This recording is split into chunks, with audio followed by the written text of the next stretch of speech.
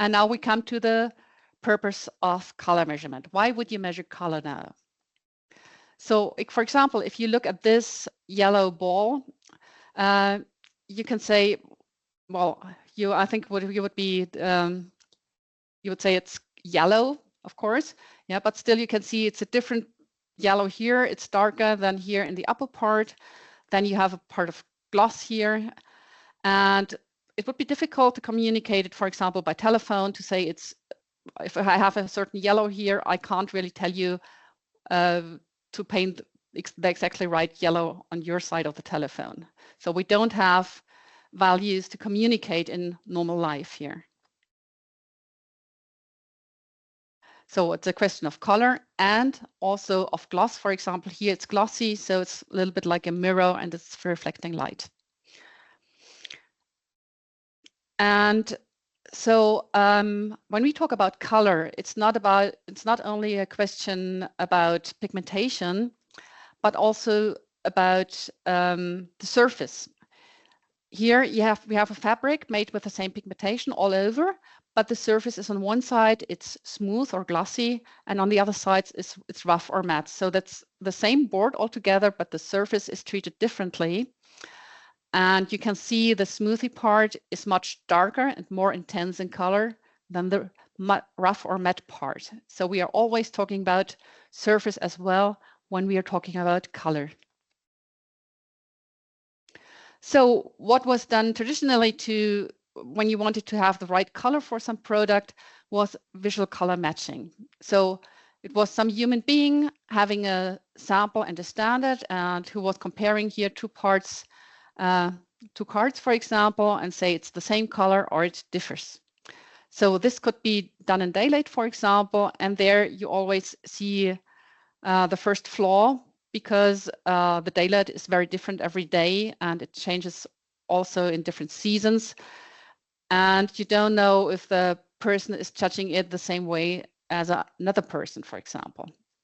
So this matching is possible, but it's not really objective, one would say. And so one could compare color here if you're using another angle to watch it than the incoming angle. So you would see, you can compare the color. And you have also the gloss. So if you look at the object in the same angle as the light comes in, so it's like mirroring, so then you can compare gloss as well for an object. Well, but there's some very big problem, because if you have different light shining on the object, you get a different color. So here you have quite a bright orange color, and here is quite dull. So, but it's still orange. But what actually is the true color here of the object? Okay. So there's one possibility. You can use a booth, color matching booth. You can see it here behind me as well. So we are using it that for visual comparison as well. And there you can already select a certain light. So it's always the same light you would use for comparison. And even the person using it would need to wear a gray suit, not to interfere with the light here. And then it's already more objective. But you have still a person who's doing it. And of course, a person is subjective. So as we're talking about subjectivity, so the color perception actually really varies from person to person. So generally, you can say women have a slightly more differentiated color perception than men. So that's bad for you guys. So if your wife is complaining that the cushion is not fitting to the sofa, you mustn't discuss because she can see it. And of course, young people can see colors in a more differentiated way and intense way than older people. It's like for all senses which are aging.